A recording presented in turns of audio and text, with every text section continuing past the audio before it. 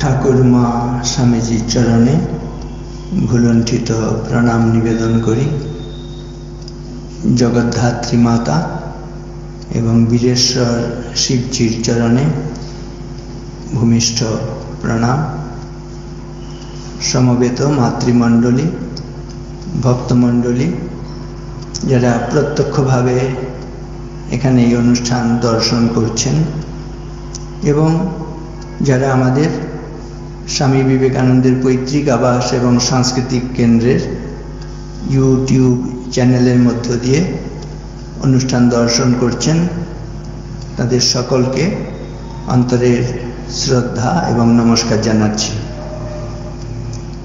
শারদা মায়ের শুভ আবির্ভাব তিথি দেশে বিদেশে আজকে উদযাপিত হচ্ছে। মহা সমারোহে বলা যাবে না, কোভিড পরিস্থিতিতে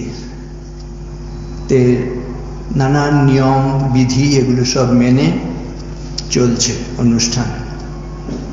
এই যে একটি মহামারীর অবস্থা চলছে, সেজন্য একটি প্রথমে প্রার্থনা মন্ত্র উচ্চারণ করব।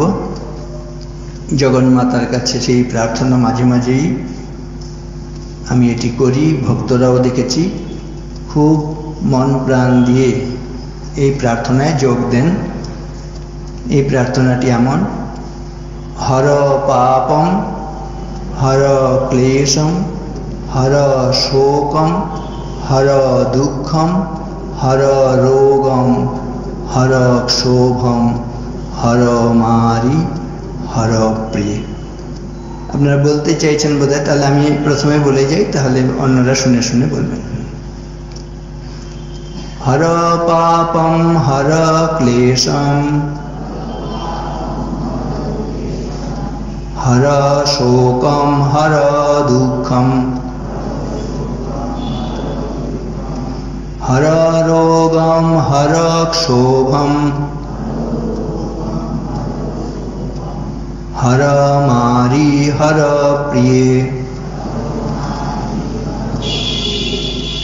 প্রথমে কি প্রার্থনা করলাম? হর পাপম হর ক্লেশম। আপনার মধ্যে যদি কোনো পাপ থাকে, সেই পাপ জগন্মাতা হরণ করুন। হর ক্লেশম, কোনো ক্লেশ বা কষ্ট থাকলে সেই কষ্ট তিনি দূর করুন, হরণ করুন। হর পাপম হর ক্লেশম। হর শোকম হর দুঃখম।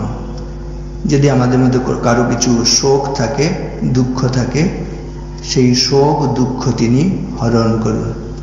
হর শোকম হর দুঃখম। হর রোগম হর ক্ষোভম। যদি কারো কিছু রোগ ব্যাধি থাকে, শরীরের রোগ, সেটি হরণ করুন।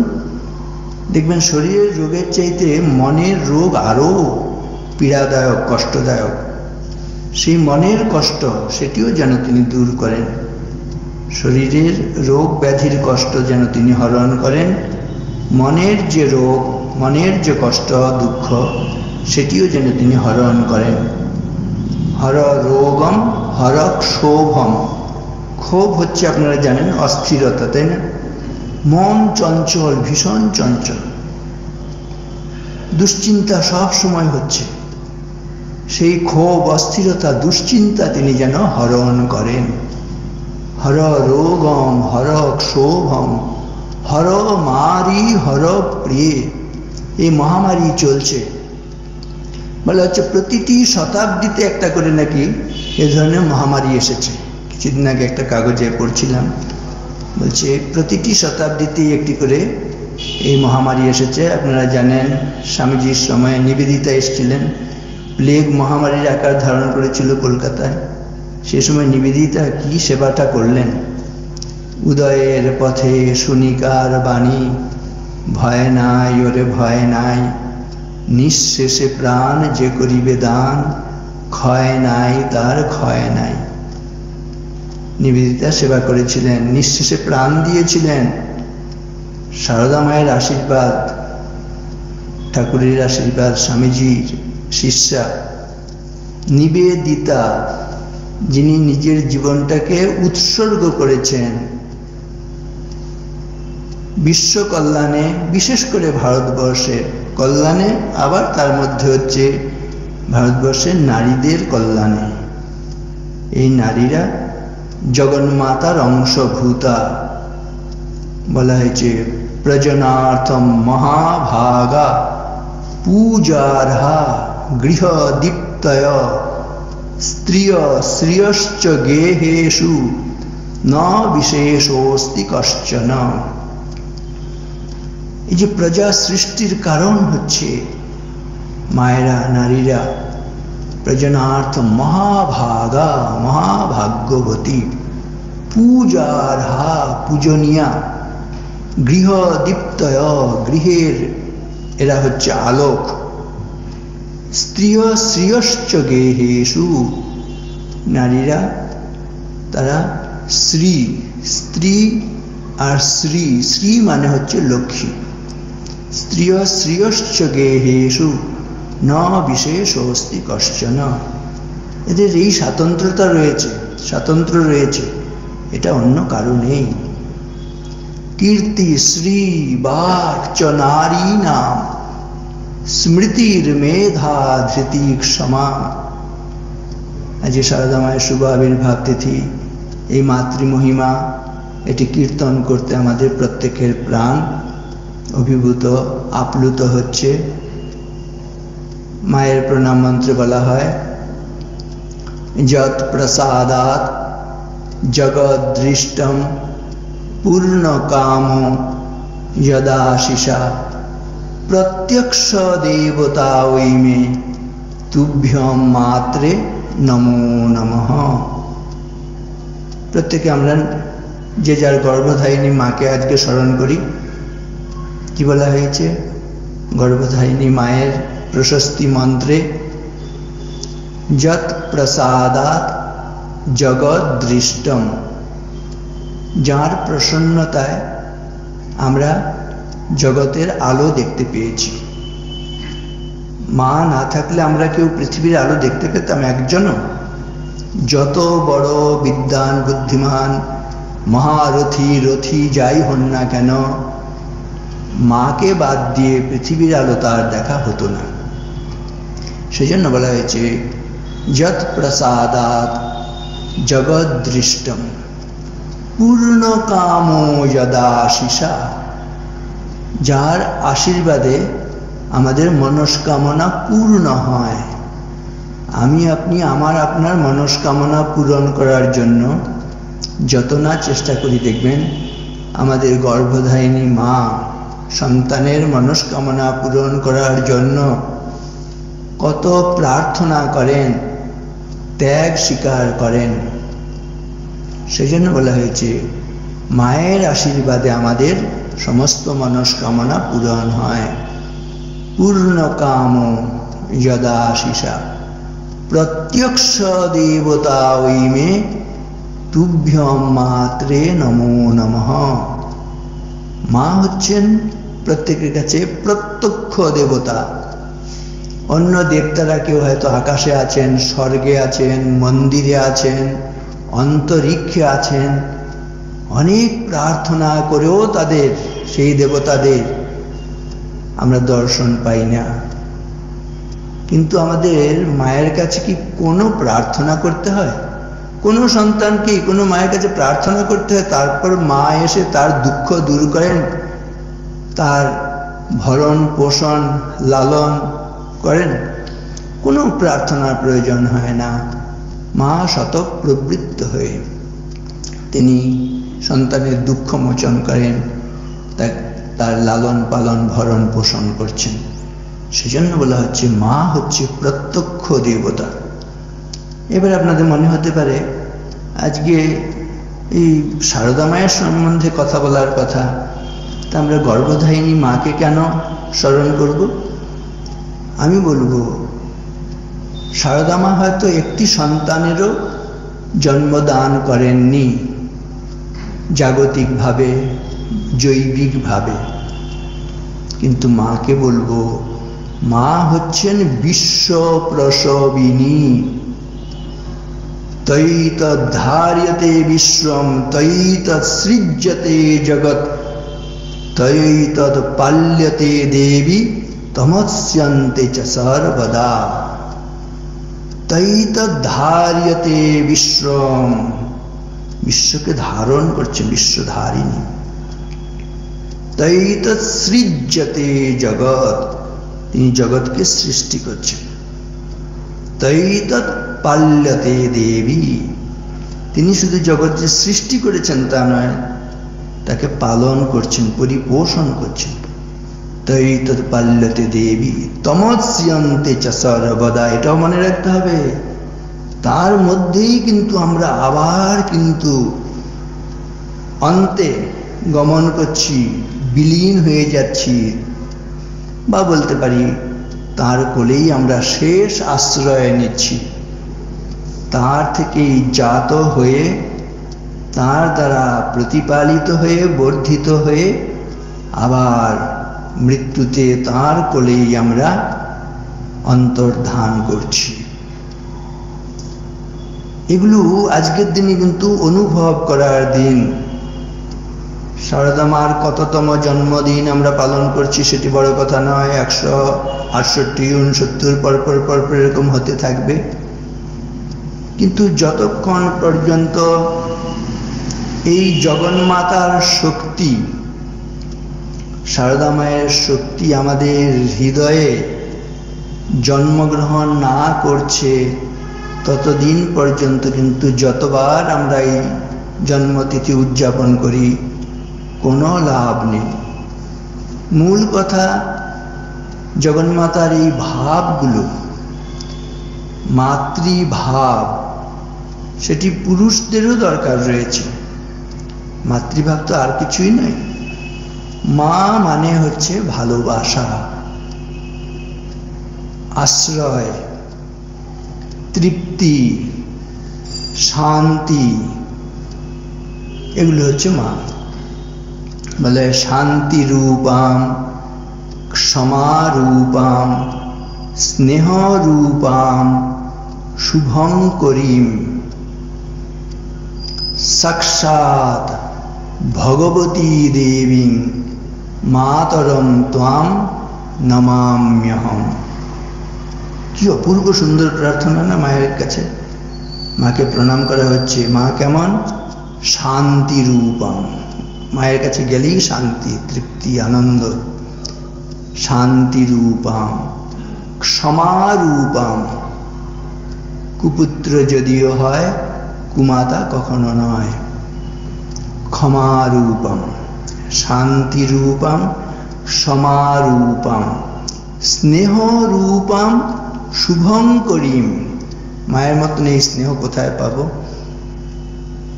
শুভঙ্করীম, যিনি সবকিছু মঙ্গল করেন, শুভ করেন। তাহলে শান্তি রূপম, ক্ষমা রূপম, স্নেহ রূপম, শুভঙ্করীম, সাক্ষাৎ ভগবতী দেবী মাতরম ত্বাম নমাম্যহম। তিনি হচ্ছেন সাক্ষাৎ ভগবতী। ভগবানকে তার সম্বন্ধে বলা হয় কে হরি, কে ভগবান। অন্য দুঃখে ন যো দুঃখী, যো অন্য হর্ষে ন হর্ষিত, স এব জগতাম ঈশ নর রূপ ধরো হরি। কে হরি, কে ভগবান? যিনি কিনা অন্যের দুঃখে দুঃখী, অন্যের সুখে সুখী, তিনি হচ্ছেন হরি, তিনি নারায়ণ, তিনি ভগবান। আর ভগবতী তারই তার একটি রূপ। বলা হচ্ছে শিব শক্ত্যাযুক্ত যদি ভবতি সত্যম প্রভবিতুম। শিব যদি শক্তিযুক্ত হন তখনই সব সৃষ্টি করতে পারেন। শক্তি ছাড়া তিনি সৃষ্টি করতে পারেন না, নিজের বিকাশ সাধন করতে পারেন না। তার প্রয়োজন শক্তিকে প্রয়োজন। শিব তার শক্তি সহায়ে নিজেকে প্রকাশ করেন, শক্তি ছাড়া প্রকাশ করতে পারেন না। নচে দেবম দেবম ন খলু কুশল স্পন্দিতুমপি। বলছে যদি তার শক্তিতে শক্তি সম্পন্ন না হন, তাহলে শিব তিনি নড়তে চড়তে পর্যন্ত পারেন না, সব হয়ে তাকে থাকতে হয়। ন খলু স্পন্দিতম, ন খলু কুশল স্পন্দিতম। স্পন্দন মানে জানি, মানে নড়া, স্পন্দন কম্পন। সারা বিশ্বে দেখবেন সব কিছুর মধ্যে একটা কম্পন হচ্ছে, স্পন্দন হচ্ছে, এমনকি জড় বস্তু।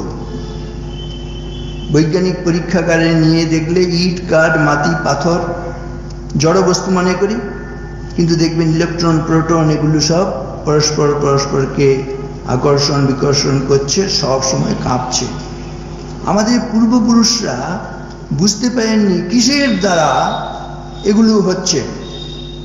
তারা বলছেন সদা নর্তয়তে মায়া জগৎ স্থাবর জঙ্গমম ব্রহ্মাদি স্তম্ভ পর্যন্তম সদেবাসুর মানুষম।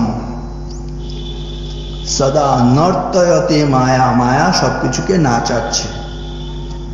সদা নর্তয়তে মায়া জগৎ স্থাবর জঙ্গমম। স্থাবর যেটা নড়তে পারে না, ইট, কাঠ, মাটি, পাথর এগুলো।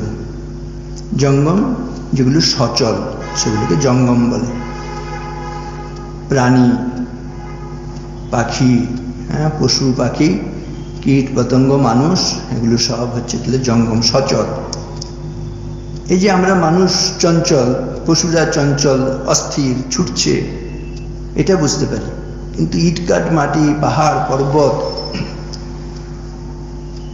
এই লোহা, এগুলো তো আমরা জানি একেবারে স্থির, কিন্তু না, হচ্ছে এগুলোর মধ্যেও ওই কম্পনটা হচ্ছে।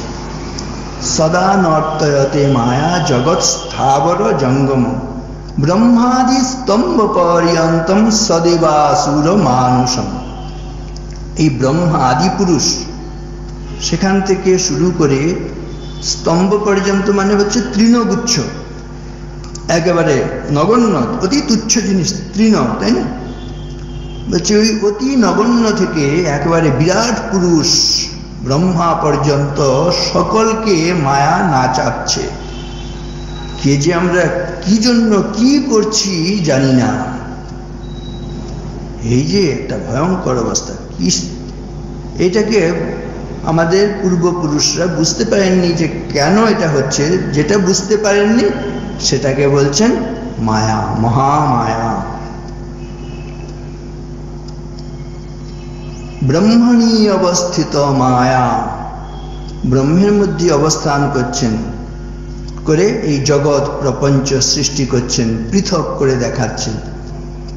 শারদা মা সম্বন্ধে শ্রীরামকৃষ্ণ বলছেন, ও শারদা, সরস্বতী জ্ঞান দিতে এসেছে। ও কি যেসে? ও আমার শক্তি। সেই প্রাচীনকালে অম্রিন বলে ঋষি ছিলেন, বৈদিক ঋষি, তার কন্যা ছিলেন বাঘ। তিনি উপলব্ধি করছেন, অহম রুদ্রে ভীর বসুভীশ্চরামি অহমাদিত্যৈরুত বিশ্বদেবৈ অহং মিত্রাবরুণোভা বিভর্ম্যহমহমিন্দ্রাগ্নি অহমশ্বিনোভা। ইন্দ্র, অগ্নি, মিত্র, বরুণেরা সকলে আমার থেকে জাত।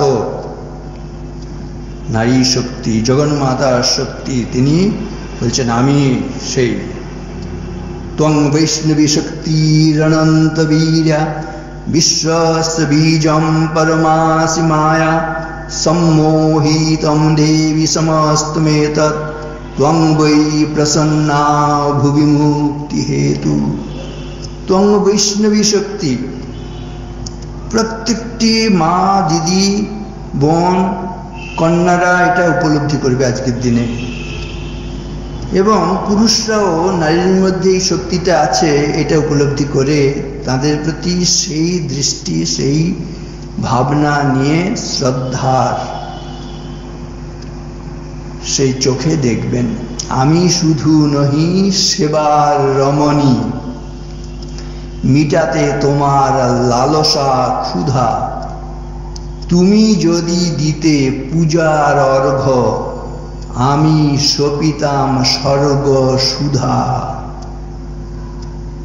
নারী পুরুষের সম্পর্ক কেমন হবে? পুরুষ নারীর, আমি শুধু নহি সেবার রমণী। নারীরা এটা উপলব্ধি করার চেষ্টা করবেন। মায়েরা, মিটাতে তোমার লালসা ক্ষুধা। নারীরা শুধু লালসার বস্তু নয়। তুমি যদি দিতে পূজার অর্ঘ্য, পুরুষেরা যদি পূজার অর্ঘ্য দান করেন, আমি সপিতাম স্বর্গ সুধা। শারদা মা আজকে স্বর্গ সুধা দান করছেন কেন? তুমি যদি দিতে পূজার অর্ঘ্য। শ্রীরামকৃষ্ণ পূজার অর্ঘ্য দান করেছিলেন, সেই জানি আমরা। ফলহারিণী কালী পূজার রাতে যে নারীকে, যে স্ত্রীকে সাধারণত পুরুষরা দাসীর মতন ব্যবহার করে এসছে যুগ যুগ ধরে, বিনা মাইনের চাকরানির মতন একটা অবস্থা তাদের, তাকে সেখানে দেবীর আসন, ফলহারিণী রাতে কালী পূজার হওয়ার কথা, কালী মূর্তি ফটো কিছু ব্যবস্থা নেই। সবাই ভাবছে কি ব্যাপার, কালী পূজার সব আয়োজন হয়েছে, দেবী প্রতিমা নেই, মূর্তি নেই, কি হবে? ঠাকুরের সব কিছুই তো সে মানে ভাবা যাবে না। হঠাৎ যে পূজার লগ্ন এলো, মাকে ডেকে ইশারায় বললেন ওই বেদিতে বসতে। মাও সেই সময় একেবারে একটা আলাদা ভাবিতা, তিনি সেখানে বসলেন, সমস্ত উপাচারে পূজা করলেন। ওই যে তুমি যদি দিতে পূজার অর্ঘ্য, পূজা শুধু সাধারণভাবে পূজা করলেন না, পূজা করে তার সারা জীবনের যত সাধনার ফল সেগুলো সব সমর্পণ করলেন। যুগাবতার তার সাধনা সমস্ত ফল সমর্পণ করলেন পায়ে, নিজেকেও সমর্পণ করলেন। তুমি যদি দিতে পূজার অর্ঘ্য, আমি সপিতাম স্বর্গ সুধা। ওই যে ব্রহ্ম কুণ্ডলিনীকে জাগাতে এসছেন, প্রথমে আমরা দেখেছি শ্রীরামকৃষ্ণ ওই দক্ষিণেশ্বরে মৃন্ময়ী মাকে, পাষাণী মাকে সেখানে চিন্ময়ী রূপে তাকে জাগিয়ে তুললেন। এরপরে এই রক্ত মাংসের শরীর বিশিষ্ট এই মানবীর মধ্যে দেবীর বোধন করলেন। এটি শ্রীরামকৃষ্ণের একটা দিক। কিন্তু দেবীত্ব না থাকলে কি সেই দেবীর বোধন হতে পারত? সেই দেবীত্ব তার মধ্যে পূর্ণাঙ্গ রূপে রয়েছে। তা না হলে যখন শ্রীরামকৃষ্ণ জিজ্ঞেস করলেন, যখন নাকি তাদের বৈবাহিক সম্পর্ক স্থাপিত হয়েছে, তুমি কি আমাকে সংসার পথে বাঁধতে এসেছ? শারদা মা কিন্তু তখন ওই লজ্জাশীলা অবগুণ্ঠনবতী মুখ চোরা ভাব এরকম নয়। তিনি দৃপ্ত কণ্ঠে বলছেন, আমি তোমাকে সংসার পথে বাঁধতে যাব কেন? আমি তোমাকে ইষ্ট পথে সাহায্য করতে এসেছি। সাহায্য কে করতে পারে? গরিব হলে, গরিব লোকেরা কেউ সাহায্য করতে পারে? গরিব হলে সাহায্য করতে পারে না, ধনী হলে তবেই সাহায্য করতে পারে। তাহলে কোন ধনে ধনী শারদা মা দেখুন, যিনি যুগাবতার, যে রাম যে কৃষ্ণ, সেই ইদানিং এই শরীরে রামকৃষ্ণ, অবতার বরিষ্ঠ রামকৃষ্ণ, তাকে বলছেন আমি তোমাকে সাহায্য করতে এসেছি। কতটা সম্পদ, ঐশ্বর্য, শক্তি থাকলে তিনি যুগের অবতারকে সাহায্য করতে পারেন। ত্বং বৈষ্ণবী শক্তির অনন্ত বীর্যা বিশ্বস্য বীজম পরমাসি মায়া সম্মোহিতম দেবী সমস্তমেতৎ। সব কিছুকে একেবারে মোহগ্রস্ত মোহিত করে রাখতে পারেন, জড়বৎ করে রাখতে পারেন। সম্মোহিতম দেবী সমস্তমেত ত্বং বৈ প্রসন্না ভুবি মুক্তি হেতু। তিনি প্রসন্না হলে জগতের সব কিছু থেকে, বন্ধন থেকে, যন্ত্রণা থেকে, কষ্ট থেকে, সব কিছু থেকে মুক্তি। ওই জগন্মাতার প্রসন্নতা এখানে যেন শ্রীরামকৃষ্ণ পেলেন, তাতে তার সাধনার সেই পূর্ণাঙ্গ, তিনি পূর্ণই আছেন, কিন্তু সেটা জগৎ সমক্ষে আবার যেন তিনি দেখাচ্ছেন। সেই পূর্ণতা পাওয়ার জন্য সেই শক্তি, মহাশক্তি, তার কৃপা দরকার। মহাবিদ্যা, মহামায়া, মহামেধা, মহাস্মৃতি, মহামোহা চ ভবতি মহাদেবী মহেশ্বরী। এই হচ্ছে মহাবিদ্যা সারদা দেবী। মহাবিদ্যা, মহামায়া, মহামেধা, মহাস্মৃতি, এগুলো ধ্যান করতে হবে এক একটা শব্দ ধরে। বিশেষ করে মায়েরা, দিদিরা, বোনেরা, কন্যারা, এগুলো ধ্যান করলে না ওই শক্তি আসবে।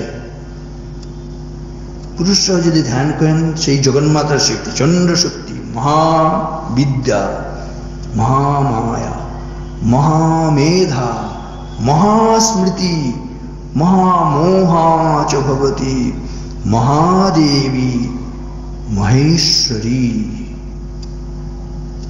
একটা মজার কাহিনী আছে। পরম পূজ্যপাদ বিশুদ্ধানন্দজি, তিনি রাঁচিতে অবস্থান করতেন, রামকৃষ্ণ মঠ মিশনের। তিনি প্রেসিডেন্ট মহারাজ ছিলেন, দীক্ষাদি দান করতেন। আর প্রবীণ সন্ন্যাসীদের কাছে অনেক সময় ভক্তরা নানান রকম প্রশ্ন করেন, কতগুলো প্রাসঙ্গিক হয়, কতগুলো প্রাসঙ্গিক হয় না, কখনো কখনো খুব হাস্যকর হয়। তা এগুলো তো তখনও ছিল, এখনো আছে, এগুলো স্বাভাবিক। তা একজন ভক্ত গিয়ে মহারাজজিকে প্রশ্ন করছেন, বিশুদ্ধানন্দজিকে। তিনি, ভক্তটি ঠাকুরের খুব ভক্ত, তিনি বলছেন, মহারাজ, আমার ঠাকুর বড় না মা বড়? এবারে মহারাজজি, বিশুদ্ধানন্দজি কিন্তু মায়ের চেলা, মায়ের সন্তান। মহারাজের কাছে ব্যাপারটা খুব মজার বলে মনে হয়েছে, কৌতুকের বলে মনে হয়েছে। মহারাজজিও বলছেন যে তোমার ঠাকুর বড় না আমার মা বড় জানি না।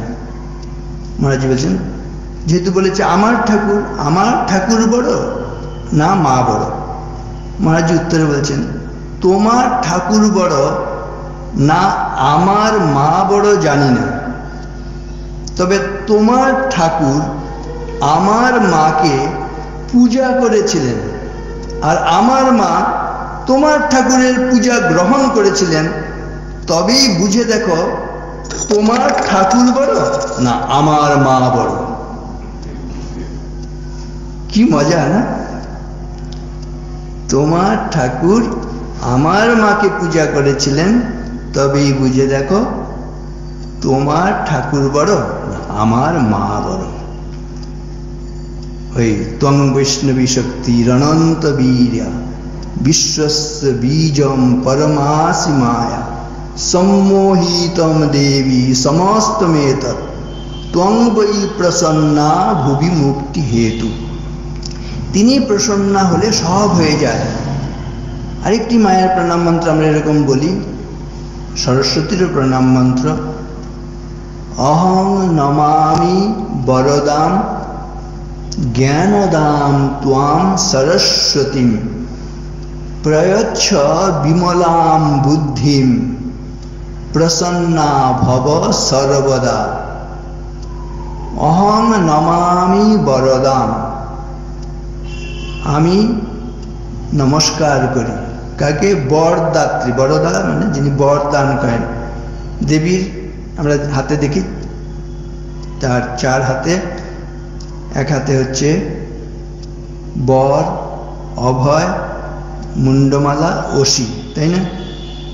আমরা কিন্তু ওই অসি আর মুন্ডমালা এই দুটো নিয়ে বেশি কথা বলি না, খুব ভয় আছে। হ্যাঁ, খড়গ হাতে, আবার মুন্ডমালা, বাপরে ওদিকে বেশি তাকাই না। ভালোবাসি হচ্ছে বর আর অভয়, তাই না? বর মুদ্রা, এইভাবে অভয় দেন আর এইভাবে বর দান করেন, আছে না? 4 হাতে 4 রকম।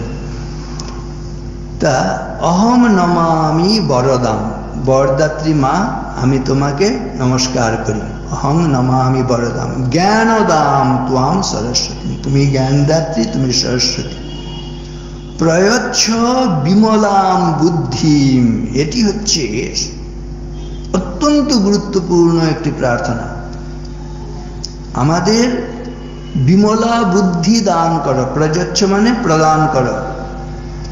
বিমলাম বুদ্ধিম, নির্মল বুদ্ধি,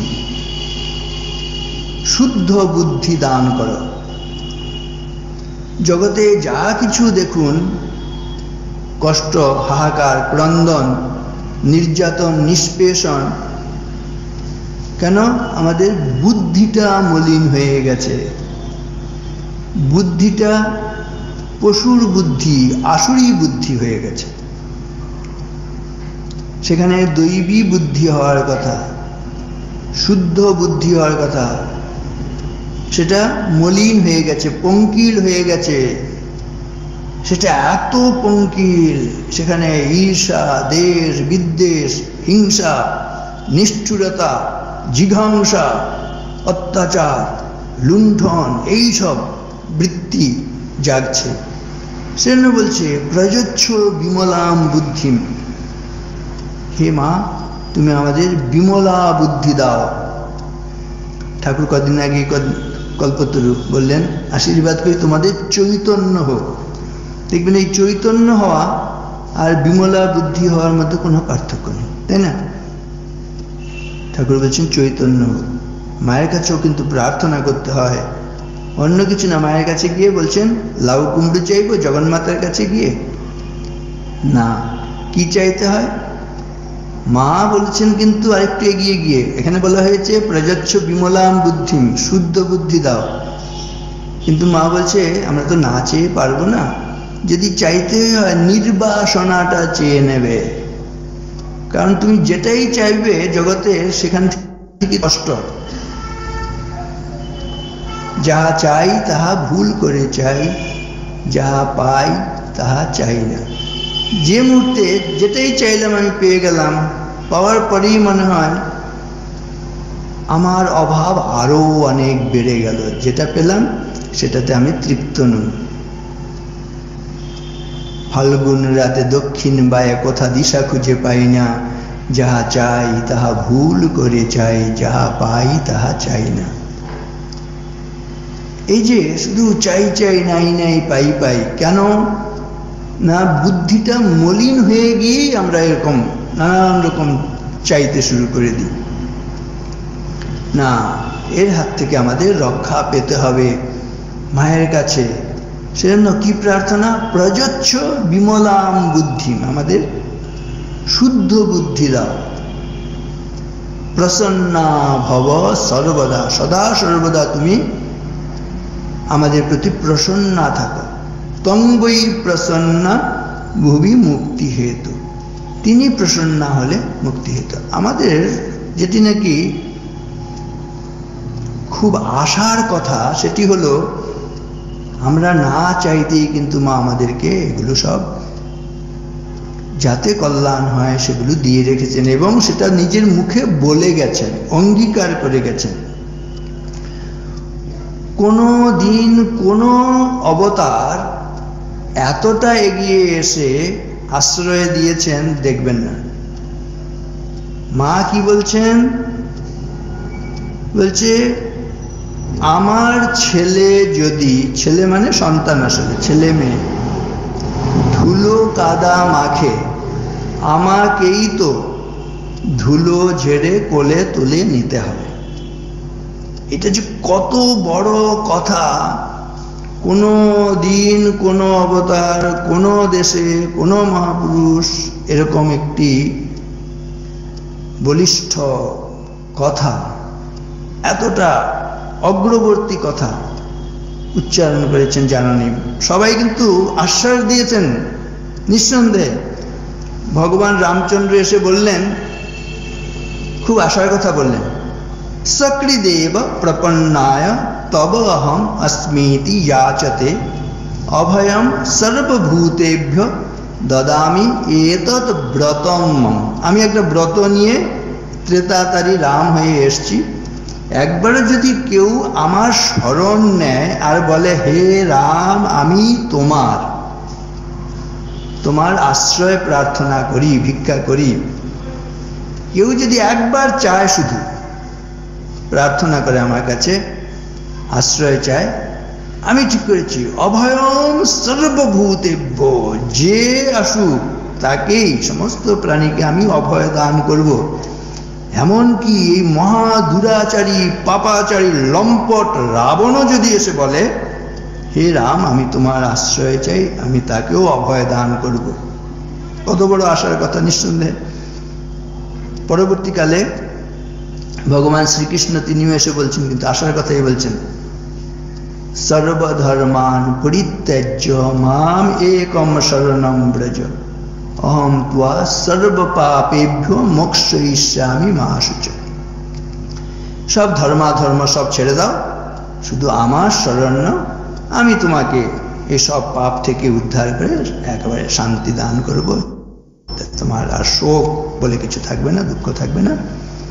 সর্বধর্মান পরিত্যাজ্য মামেকম শরণম ব্রজ অহম ত্বা সর্বপাপেভ্য মোক্ষয়িষ্যামি। সমস্ত পাপ থেকে তোমাকে মুক্ত করব, মহাশুচ, আর শোক করো না, আর কোনো তোমার দুঃখের কিছু নেই। খুব সুন্দর কথা, আশার কথা বললেন। চৈতন্য মহাপ্রভু এসেও কিন্তু এই ধরনেরই বললেন, হরের নাম হরের নাম হরের নামৈব কেবলম কলো নাস্তেব নাস্তেব নাস্তেব গতিরন্যথা। হরিনাম করো, খুব মন প্রাণ ঢেলে হরিনাম করো। একবার হরিনামের প্লাবন এনে দিলেন, আপামরে হরিনাম বিলালেন। খুব আশা, জগাই মাধাই তারাও হচ্ছে পরিত্রাণ লাভ করলো।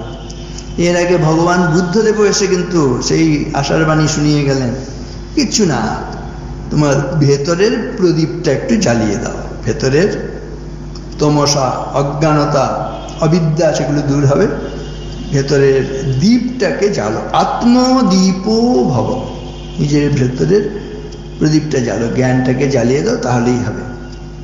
আপনারে দীপ করি জ্বালো, দুর্গম সংসার পথে অন্ধকারে দিতে হবে আলো, সত্য লক্ষ্যে যেতে হবে অসত্যের বিঘ্ন করি দূর, জীবনের বিনা তন্ত্রে বেসুরে আনিতে হবে সুর। কেউ যেন আমরা সুর তাল না কাটি, এই যে এইভাবে তাহলে আপনারে দীপ করি জ্বালো, এইভাবে বুদ্ধদেব আশার কথা শোনালেন। শ্রীরামকৃষ্ণ বললেন, দেখুন তুমি সকালে একটুখানি ভগবানের নাম করো। বলছে সকালে তো ঘুম টুম ভাঙে না। বলছে দুপুরবেলায় কোথায় ছুটে ছুটে বেড়াই, তখনও সময় নেই। সন্ধ্যার সময়, আরে বাপরে, সন্ধ্যার সময় তো থিয়েটার করি, তখন তো একেবারেই সময় নেই। তাহলে একটু ঘুমোবার আগে, আরে বাবা, ঘুমোবার আগে তখন তরল বস্তু টস্তু পেটে গেলে আর কি হুঁশ থাকে নাকি? তাহলে ভোর থেকে রাত পর্যন্ত কখনো সময় নেই। তো দাও বকলমা, দাও বকলমাটা দাও। তাহলে দেখুন এখানে সব আশার কথাই কিন্তু বলা হয়েছে, কিন্তু তুমি কিছু একটা দাও, কিছু একটা করো, তারপরে আমি তোমাকে দিচ্ছি, তুমি আমার শরণাগত হও। রামচন্দ্র বললেন, ভগবান শ্রীকৃষ্ণ বললেন, হ্যাঁ আমার আশ্রয় প্রার্থনা করো, তাহলে হবে। ভগবান বুদ্ধ বললেন দীপটা জ্বালো, সবটাই কিন্তু তোমাকেই করতে হবে। প্রকারান্তে দেখুন তোমাকেই করতে হবে সব। বকলমাটাও তুমি দাও, তারপরে আমি দেখছি। মা হচ্ছেন সেই ব্যক্তিত্ব যিনি বলছেন, আমার সন্তান যদি ধুলো কাদা মাখে, আমাকেই তো ধুলো ঝেড়ে কোলে তুলে নিতে হবে। কোন আশ্বাসবাণীটা সবচাইতে শান্তিদায়ক, তৃপ্তিদায়ক, আমাদের একেবারে মনের কাছাকাছি হয় বলুন? এই হচ্ছেন মা। তা স্বাভাবিকভাবেই এই মায়ের সম্বন্ধে একটি অপূর্ব কবিতা, বেগম সুফিয়া কামাল, মুসলিম কবি, কিন্তু অনুভূতিটা দেখুন। জয়ন্তী প্রশস্তি, বেগম সুফিয়া কামাল। তোমারও জীবনে আসিয়া গিয়াছে কত বসন্ত রাতি, ঘেরিয়া তোমায় জ্বলিয়াছে কত উৎসব আলো ভাতি। কত মমতার মায়ার বাঁধনে তুমি পড়িয়াছ ধরা, কত আর্তের সেবায় তোমার জীবন পাত্র ভরা। মধুরস কণা বিলায়ে দিয়েছ নিজেরে শূন্য করি, তাই তো আজিকে অযুত ভক্ত শতাব্দী পরে সরি।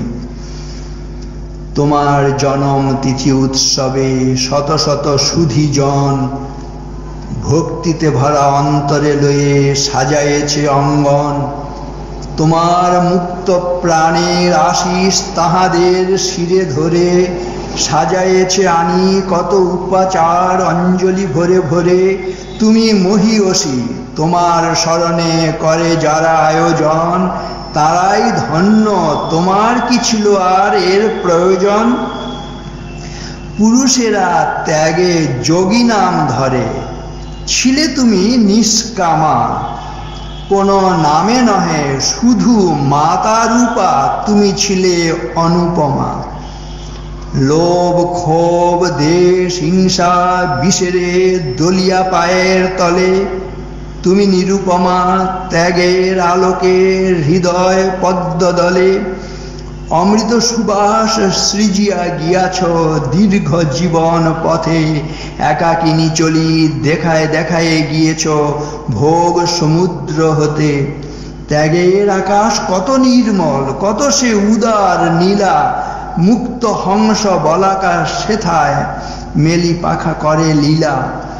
সসীম হইতে অসীমের পানে সে এক নিরঞ্জন, যার পানে ধায় চিত্ত বলাকা মুক্ত পক্ষমন। তুমি ছিলে সতী পঞ্চসতীরও ঊর্ধ্বে আসন তব, মহীয়সী তুমি জীবন তোমার অপরূপ অভিনব। প্রতিসঙ্গিনী চিরকুমারী শতভক্তের মাতা, কত যোগী সাধু সিদ্ধ তোমার চরণে নোয়ালো মাথা। তাপসী শ্রেষ্ঠা রাবেয়ার মতো ত্যাগ সেবার ক্ষমা, জীবন ভরিয়া দানিয়া হয়েছ তুমি গো মহত্তমা। অপূর্ব এই মাতৃ প্রশস্তি মায়ের সম্বন্ধে সেই জন্য বলা হয় মা হচ্ছে বিশ্ব প্রেম ধারণের পাত্র। সারা বিশ্বের যত ভালোবাসা আছে সেই ভালোবাসাকে একটা জায়গায় তিনি যেন ধারণ করছেন। একটি দুটি সন্তানের জন্ম দেননি তিনি, সেজন্য বলছি জগন্মাতা। তিনি বিশ্বোদরা, এই বিশ্ব প্রসবিনী। তার সম্বন্ধে বলা হয় নিখিল মাতৃ হৃদয় সাগর মন্থন সুধা মূরতি। সমুদ্র মন্থন করে সুধা অমৃত বেরিয়ে এসেছিল। বলছি এরকম যত মাতৃ হৃদয় আছে বিশ্ব ব্রহ্মাণ্ডে, সমস্ত মাতৃ হৃদয়কে মন্থন করে সেখানকার যে একবার সার বস্তু নির্যাস, সেটি নিয়ে মা ভরপুর হয়ে এসেছেন আর সেটি অকাতরে আমাদের বিলাচ্ছেন। নিখিল মাতৃ হৃদয় সাগর মন্থন সুধা মূরতি, একেবারে অমৃতের মূর্তি স্বরূপা। মাতৃভাব ধারণ শক্তি, রক্ষা করার শক্তি, আশ্রয় দানকারী শক্তি মা। সারদা হচ্ছে কথা আছে দন্তস্বয় আকারে সা র আর দয়াকার। দন্তস্বয় আকার দিয়ে বোঝায় সামীপ্য, সবাইকে তার কাছে, সামীপ্য মানে কাছে টেনে সকলকে। সে অনাথ পতিত, যে যেরকম ওই যে বলতেছি কুপুত্র যদিও হয়, কুমাতা কখনো নয়। সমস্ত তার যত দোষ থাকুক তিনি সগুণী করোষি, তাই না? মায়ের সেই প্রকৃতি পরমের মধ্যে আছে সগুণী করোষি। আমাদের যত পাপ আছে সেগুলো সামীপ্য দান করেন সকলকে। র দিয়ে হচ্ছে রক্ষা করেন, যে যেখানে যে অবস্থায় আছে তাকে রক্ষা করেন। আর দা দিয়ে হচ্ছে দান করেন, এই হচ্ছে সারদা।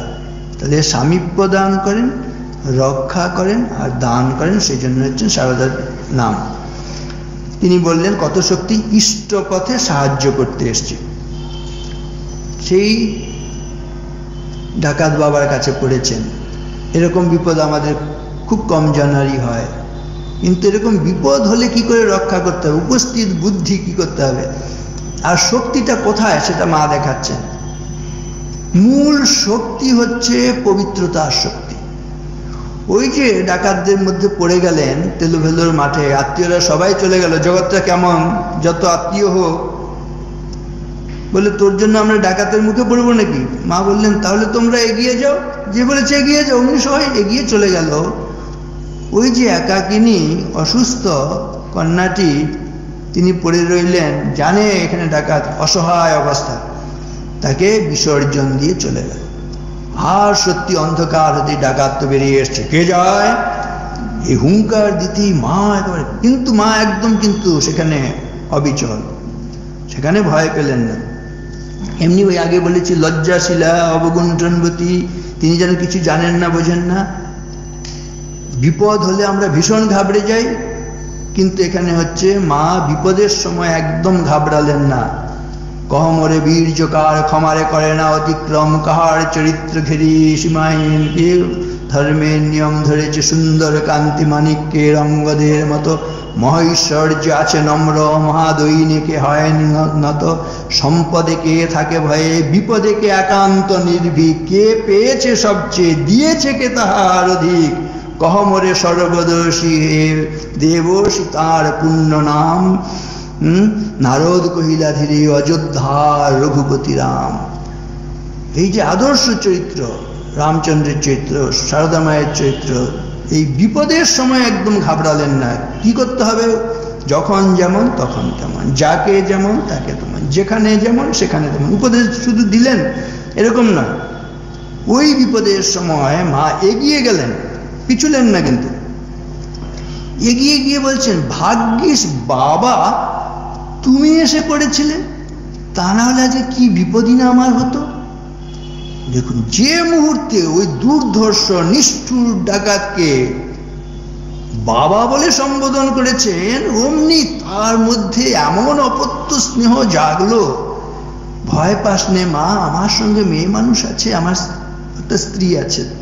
পেছন থেকে তিনিও এসে, সারু এরকম অসহায় অবস্থায় আছে না, আমার আত্মীয়রা ফেলে চলে গেছে, আমি ভেবেছিলাম আমি তোমার জামাইয়ের কাছে যাব, দক্ষিণেশ্বরে সে থাকে, তোমরাও সেখানে আসবে, কত যত্ন করবে তোমাকে। কিরকম একেবারে মুহূর্তের মধ্যে, মেয়ে তো কন্যা তো একেবারে নিজের গর্ভজাত কন্যা। এই হচ্ছে কিসের শক্তি, ওই সময় শক্তিটা পেলেন কোথায়? ওই পবিত্রম চরিতম যস্যা পবিত্রম জীবনম তথা পবিত্রতা স্বরূপিণ্যই তস্যৈ দেব্যৈ নমো নমঃ। স্বামীজি বলছেন truth, purity and unselfishness, wherever these are present, there is no power below or above the sun to crush the possessor thereof. বলছে যার মধ্যে সত্য থাকে, যার মধ্যে পবিত্রতা থাকে, আর যার মধ্যে নিঃস্বার্থপরতা থাকে, সূর্যের নিচে এবং সূর্যের ওপরে এমন কোনো শক্তি নেই তাকে পরাভূত করতে পারে। কারোর মধ্যে যদি এই তিনটি গুণ থাকে, সত্য থাকে, পবিত্রতা থাকে আর নিঃস্বার্থপরতা থাকে, তার বিরুদ্ধে যদি সারা বিশ্বব্রহ্মাণ্ড একদিকে যায় আর তিনি একক ব্যক্তিত্ব, ওই একাই জয়লাভ করবেন। কারণ এই পবিত্রতা শক্তি, নিঃস্বার্থপরতার শক্তি, সত্যের শক্তি, অমোঘ শক্তি, কেউ এটাকে অতিক্রম করতে পারবে না। এই সারদা মা এখানে দেখালেন। ওই যে একাকিনী তিনি আরো জয়রামটি হ্যাঁ, কামারপুকুরে তিনি তখন অবস্থান করছেন। ঠাকুর বলেছিলেন, আমার শরীর চলে গেলে ওই শ্বশুরের ভিটে আর ওই ঘরটি সেটি নষ্ট করো না, আর কারো কাছে হাত পাতবে না, প্রয়োজনে তুমি শাক বুনবে আর খাবে। মানে কি দুর্দিন এমন হয়ে গেছে, বলছে শাড়িটা যে ছিঁড়ে ছিঁড়ে সে গিট দেবে, গিট দিলে বাসাটা ছিঁড়ে যাচ্ছে। লজ্জা নিবারণের সেই বস্ত্রটুকু পর্যন্ত নেই। আজকে কত সে মানে বহু মূল্যবান সমস্ত শাড়ি দুর্গাপুজোর সময় তো একবার পাহাড় হয়ে যাচ্ছে। আমরা সব আবার ভক্তদের মধ্যে এগুলো মায়ের প্রসাদী বলে সেগুলো দেওয়া হয়। যাই হোক, তা তার এই যে অবস্থাটা গেছে, তা সেই একাকিনী অবস্থা, নিঃসহায়, বাড়িতে সেদিন কেউ নেই, এক পাগল ক্ষিপ্ত হয়ে মায়ের পেছনে ধাওয়া করেছে। মা গোলা ঘরের চারদিকটা দৌড়ুচ্ছেন বাঁচার জন্য, কিন্তু দেখছেন পারছেন না। শেষকালে কিন্তু ওই রুখে দাঁড়ালেন, রুখে দাঁড়িয়ে তার চুলের মুঠি ধরে মাটিতে ফেলে দিলেন, মাটিতে ফেলে দিয়ে তার বুকে হাঁটু দিয়ে তার জিভ টেনে ধরে চড় কষাতে শুরু করলেন। বলছেন, আমি সেদিনে বগলা মূর্তিতে আবির্ভূতা হয়ে ওই দুষ্টকে শাসন করেছি, দমন করেছি। এই হচ্ছেন মা। কেনোপমা ভবতু তেস্য পরাক্রমস্য রূপঞ্চ শত্রু ভয়কারী অতিহারী কুত্র চিত্তে কৃপা সমর নিষ্ঠুরতা চ দৃষ্টা ত্বয়্যেব দেবী বরদে ভুবনত্রয়েপি। কেনোপমা, কোনো উপমা আছে? জগন্মাতার শক্তির কোনো তুলনা নেই। কেনোপমা ভবতু তেস্য পরাক্রমস্য, প্রচন্ড পরাক্রম। কেনোপমা ভবতু তেস্য পরাক্রমস্য রূপঞ্চ শত্রু ভয়কারী। কোন পুরুষ দেবতাকে দেখলে দেখুন ভয় লাগে না, কিন্তু কালী, তারা, মহাবিদ্যা, ষোড়শী, ভুবনেশ্বরী, বগলা, ছিন্নমস্তা, আরে বাপরে ত্রাস। তাহলে কেনোপমা ভবতু তেস্য পরাক্রমস্য রূপঞ্চ শত্রু ভয়কারী অতিহারী কুত্র চিত্তে কৃপা যেমন আছে, সমর নিষ্ঠুরতা চ দৃষ্টা ত্বয়্যেব দেবী বরদে ভুবনত্রয়েপি। তিনি বরদানও করেন, আবার নিষ্ঠুরতা প্রয়োজনে তিনি গ্রাস করেন। দংষ্ট্রা করালবদনে শিরোমালা বিভূষণে। এই যে সমস্ত শিরোমালা, মানে ওই যে এক হাতে কিন্তু খড়গ আছে, আরেক হাতে শিরোমালা, কি বলে, গলায় যেমন মালা আছে, আবার হচ্ছে হাতে আরেকটা নরশির রয়েছে, মুন্ড রয়েছে, নরমুন্ড রয়েছে, নরমুন্ড হাতে রয়েছে, গলায় মুন্ডের হার রয়েছে, আর অসি রয়েছে। সেজন্য নজরুল বলছে, ভেঙে জমপুরি নাগিনীর মতো আয় মা পাতাল পুরি, আধারে তোমার পদ দেখাবে মা তোমার ভগ্ন চুরি। পুরুষ জমের ক্ষুধার কুকুর মুক্ত পদাঘাতে লুটায়ে পড়িবে এ ও চরণতলে দলিত জমের সাথে। এতদিন শুধু পিয়ালে অমৃত, আজ প্রয়োজন যবে, যে হাতে পিয়ালে অমৃত সে হাতে কূট বিষ দিতে হবে। সেদিন সুদূর নয়, যেদিন ধরণী পুরুষের সাথে গাহিবে নারীরও জয়। এই দেখুন একবার সেই অমৃণ ঋষির কন্যা বাকের কথা, চণ্ডীর ওই কেনোপমা। নজরুল সেই ভাবটাকে একেবারে কিরকম বাংময় করে তুলেছেন। এখনকার দিনের ওই মায়েদের, দিদিদের, কন্যাদের কিন্তু এগুলো পড়তে হবে, পড়লে এই প্রচন্ড শক্তি আসবে। শক্তি মায়ের ভৃত্য মোরা নিত্য খাটে নিত্য খাই, শক্ত বাহু শক্ত চরণ চিত্তে সাহস সর্বদাই। শক্তি মোরে দাও প্রভু যেন চিত্তে মম, মানবে বলিতে পারি মোর ভ্রাতা সম। এইগুলো হচ্ছে সারদা মায়ের চরিত্র। সেজন্য তিনি একদিকে যেমন তাহলে খুব ক্ষমাশীল, যে শান্তিরূপাম, ক্ষমারূপাম, স্নেহরূপাম, শুভঙ্করীম, এরকম যেমন আছে, আবার কিন্তু ওই দৃঢ়তা। স্বাভাবিকভাবেই এইগুলো থেকে শিক্ষা নিয়ে আমাদের কিন্তু চলতে হবে। তবে আজকে আমাদের সারদা মায়ের এই জীবন পাঠ আলোচনা এগুলো সার্থক হবে। মায়ের সেই মহাশক্তির আমরা উত্তরাধিকার বহন করছি, ভুলে গেছি, জানি না। এগুলো হচ্ছে আলোচনা করে করে বারবার খুব শ্রদ্ধার সঙ্গে শুনতে হবে। শৃণ্যত শ্রদ্ধয়া নিত্যম গৃণতশ্চ সচেষ্টিতম কালেন নাতি দীর্ঘেন ভগবান বিশতে হৃদি। খুব শ্রদ্ধার সঙ্গে যদি আমরা এগুলো শুনি, এগুলো মনন করি, তাহলে হচ্ছে অনতিকালের মধ্যে, অল্প দিনের মধ্যেই ওই ভগবান সারদা মা জগন্মাতা তার শক্তি নিয়ে তিনি আমার আপনার হৃদয়ে প্রবেশ করেন। চক্রম চক্রী, হ্যাঁ, পাশমাদায় পাশি, হ্যাঁ, বজ্রম বজ্রি, শূলমাদায় শূলি, হ্যাঁ, ধাবন্ত অগ্রে পাশত, বলছে দুর্গা দুর্গা বাদিনা। বলছে এই যে এই দুর্গা নাম করলে, জগন্মাতার নাম করলে, চক্রধারী চক্রী, শূলধারী শূলি, তারা হচ্ছে আমার পাশে থেকে, সামনে থেকে, পেছনে থেকে, অগ্রভাগে থেকে তাকে রক্ষা করবেন। তা শারদা মা তাহলে শারদাত্রী, শারদা, শারদা মানে শারদাত্রী, সামীপ্য দান করেন, রক্ষা করেন, দান করেন। এগুলো আজকের দিনে আমরা অনুভব করি। মা সেই শক্তি আমাদের দান করুন। এইভাবে তাকে স্মরণ করে গোটা বছরটা আমরা ভালোভাবে চলতে পারি। রোগান শেষান অপহংসি তুষ্টা রুষ্টা তু কামান সকলান অভীষ্টান। এই রোগ ব্যাধি এগুলোর হাত থেকে তিনি আমাদের সবাইকে রক্ষা করুন, মহামারীর হাত থেকে রক্ষা করুন, নতুন জীবন নিয়ে আমরা চলতে পারি, এই আশীর্বাদ দান করুন। এই আশীর্বাদ প্রার্থনা করে সকলকে আবার শ্রদ্ধা নমস্কার কৃতজ্ঞতা জানিয়ে আজকে কথা শেষ করছি। ভালো থাকবেন, নমস্কার। জয় মা, জয় মা। 12ই জানুয়ারিতে এই হচ্ছে